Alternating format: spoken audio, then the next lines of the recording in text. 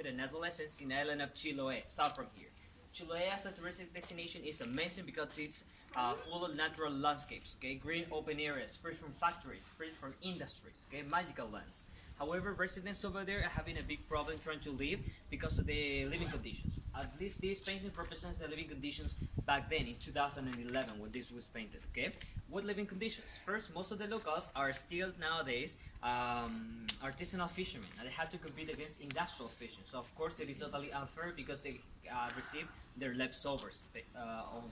Secondly, back then you didn't have lots of connections between the island and the mainland, just a ferry twice a week and that's it. Nowadays they solve this problem, but they still have others like poor options in terms of school, poor options in terms of hospitals, etc. Why don't they leave simply? Because they know that as soon as they leave the island, big industries will come and take it over. Okay, so that's why the painting is about the sacrifice they're doing. We all want this island free from industries, but nobody's willing to live over there, okay? So the locals are making a big sacrifice. That's why he painted the locals with a half fish, half man critter, okay? Half fish, half man.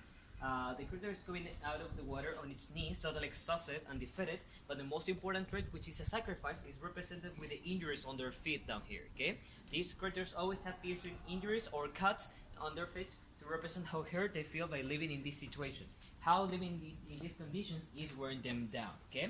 This is the first one. He painted in 2011. Nowadays he has painted more than 13 of these around Valparaiso, and all of them with the same traits. In the beginning it was to promote this idea, to let others know, to find out about the topic, etc. Okay? He's so well known that, as you can see, has been here for 6 years, almost 7, and nobody has ever ruined it. Nobody has painted anything on top, even though it is not at its best still, but people do respect it because of the deep meaning. Okay, this is the kind of graffiti that we want, way more than all of the new artists that come from other cities to paint just mandalas and Frida Kahlos and whatever is trending at the moment. Okay, this is what we call the meaningful graffiti, what it was in the past, all about criticizing society or deliver a message. Okay, all clear?